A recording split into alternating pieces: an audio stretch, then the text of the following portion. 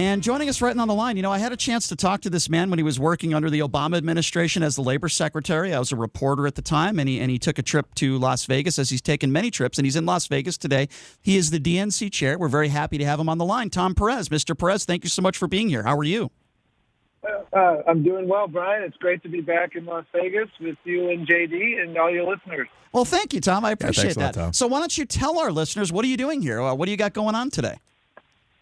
Well, early vote has started. Early vote starts later this week.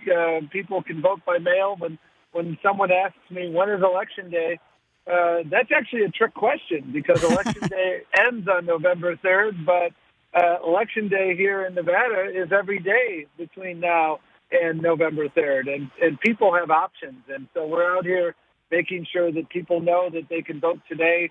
I was at City Hall watching a number of folks turn their ballots in that they got in the mail. So you can vote by mail. You can vote early starting the 17th. You can vote in person on the 3rd if you want to wait till Election Day.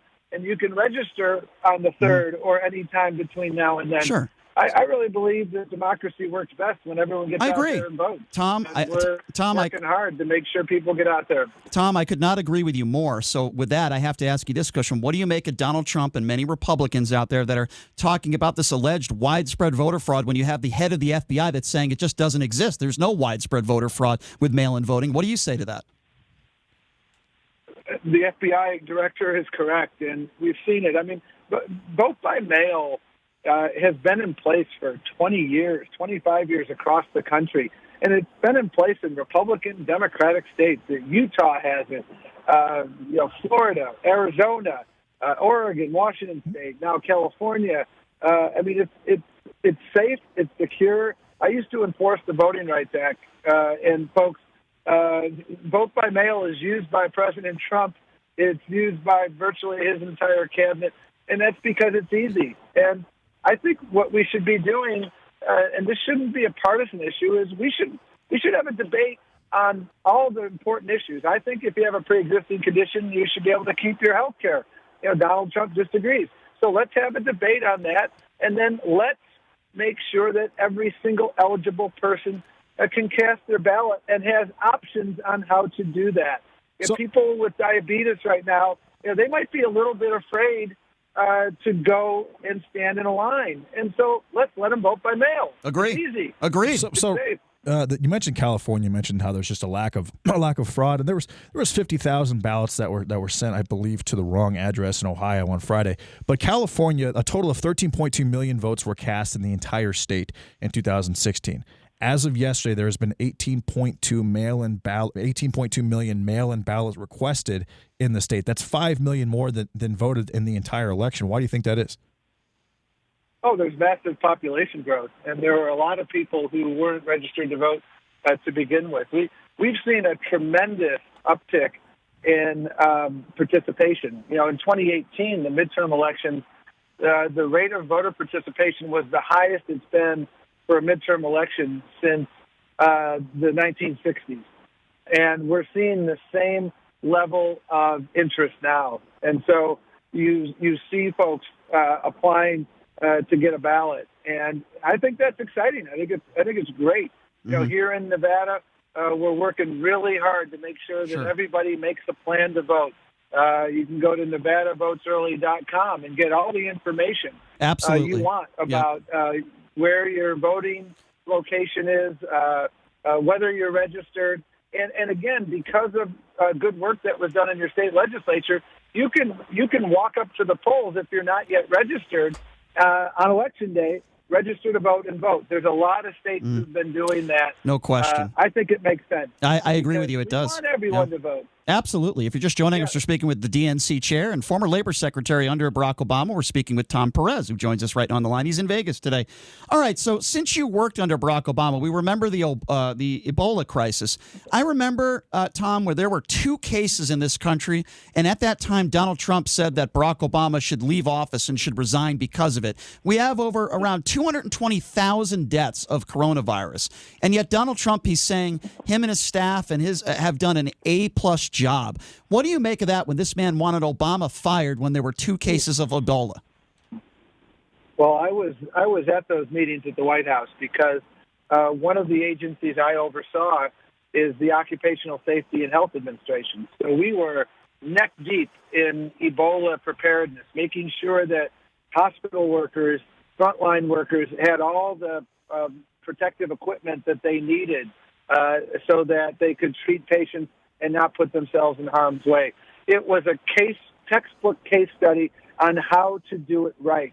The president created an office of preparedness that this president subsequently eliminated.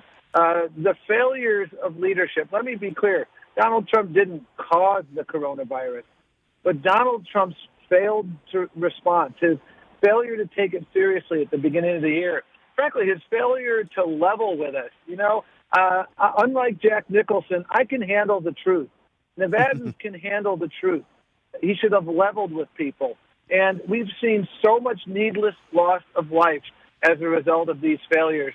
We've seen so much job loss. By the way, to put my labor secretary hat back on, the unemployment rate here is among the highest in the country. And when you lose your job on the Strip, for instance, you lose your health care. And this president has done nothing to help those people who've lost their jobs. The most recent stimulus proposal by the Democrats, a bill called the HEROES Act, had a provision to pay for coverage for health care for those workers on the Strip and other workers who had lost their health care due to the pandemic. And the Republicans refused to act on it. Yeah. So many people have lost their jobs. And I think the reason there's so much energy is they want to make sure Donald Trump loses his job. Yeah. Because this was about crisis management.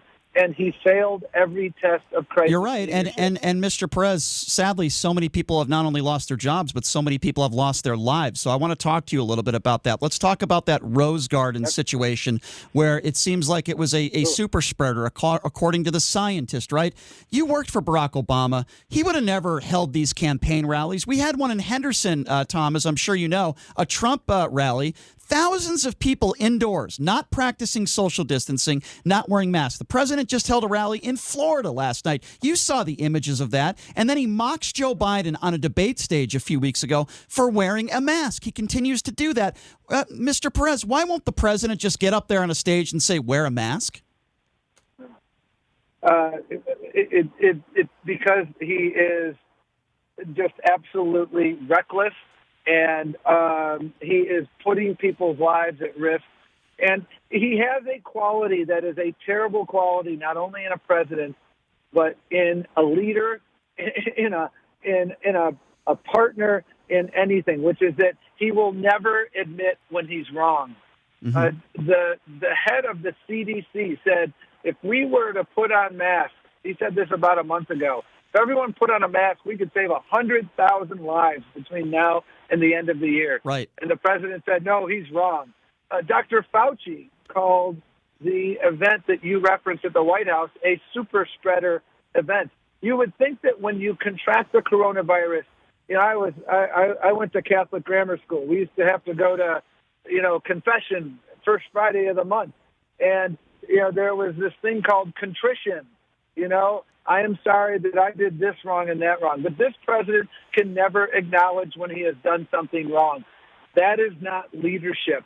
And people have needlessly died as a result of his failed leadership. There are so many empty seats at kitchen tables here in Nevada from loved ones who've been lost. Sure. The loss of jobs. Folks, I'm just so saddened. I'm staying on the Strip right now. Right. I'm so saddened to see the absence of people. And you know what, folks? What Donald Trump doesn't understand, and I don't get it, is we can't fix the economy until we fix the coronavirus. Agree. People aren't until they feel confident that it is safe. Agree. Yeah, you're right. The president has undermined our ability to get back on track because he's politicizing the whole process of getting a vaccine. I want a vaccine tomorrow. Sure. But I'm only going to take one when the scientists tell me no that question. It's safe. And He's not politicizing that. I'm not going to drink whatever he had me drink, Windex or whatever he wanted us to drink. Yeah, you're right. He did hold that during a coronavirus press conference. So, Mr. Perez, I know you got to go. If I could just ask you one more question, because I think it's an important one. I really appreciated the fact that you were, the labor secretary under Obama for a lot of different reasons, but your life, what you did, when you were a kid, you talked about your paper routes. You talked about how you used to pick up golf balls at a driving range. You might have been one of those people that I was aiming at in that little driving range card. I don't know. But, I appreciate I appreciate the way you lived your life. You understand the value of a dollar, right? I don't want people running this country that have been millionaires or billionaires their whole life. I want somebody like you who started with nothing, who knows what it's like to work, who had parents who raised you to understand the value of a dollar. Can you just talk a little bit about that and the way you were raised and how you can appreciate those who are struggling right now? Well, my parents were immigrants. They came here because there was a dictator in their country, and they got kicked out. And this country gave us opportunity. My father served as a legal immigrant in the United States Army, served with pride. I was 12 when he passed away. He worked himself to an early grave because he wanted all his kids to have access to education. And they taught us the value of hard work. And they taught us to make sure that the ladder is always down for someone else. Joe Biden, what I love about Joe Biden, I've known him for a quarter century, is he understands the struggles of Nevadans. He understands the struggles of everyday Americans. He's endured unspeakable tragedy in his own life. And when people lose a loved one to coronavirus, he understands the void that puts in their life. He understands that the measure of success is not how well the rich are doing. The measure of success as a nation is how well everybody else is doing. That's what it's all about. That's what my parents taught me. I worked on the back of a trash truck, among other things, to pay my way through college. And I'm proud of that. It taught me the value of hard work. And there's so many hard workers right now who want to get back to work. But because this president hasn't addressed the coronavirus, they can't get back to work. And that is why we need change at the White House. And that's why you see Republicans, independents, and hardcore Democrats all going for Joe Biden. I just got back. My last trip before I came here last weekend was in Arizona. And one of the most effective ads running there right now is from Cindy McCain, John McCain's widow. He and Joe Biden had a special relationship.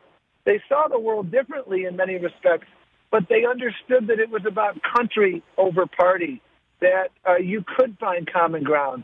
And Donald Trump was so disrespectful to John McCain. Donald Trump, frankly, can't carry John McCain's jockstrap. John McCain was an American hero. And Joe Biden understands that we need to bring people together, and he will. And he will fix this coronavirus, and he will put people back to work, and he will protect your coverage if you have a pre-existing condition. That's what we need right now, leadership that will work for everyone. No question. Well, Mr. Perez, I really do appreciate you taking some time to join us. Have fun when you're here in Las Vegas. As you know, this is a very important state for Joe Biden, and we appreciate you taking the time. We know you're a very busy guy to join us on the show. We hope we could have you on again sometime. Truly a pleasure having you on, Tom. Thank you so much. It would be an honor. Thank Take you. care. Thanks a lot, Tom. Appreciate that. That is the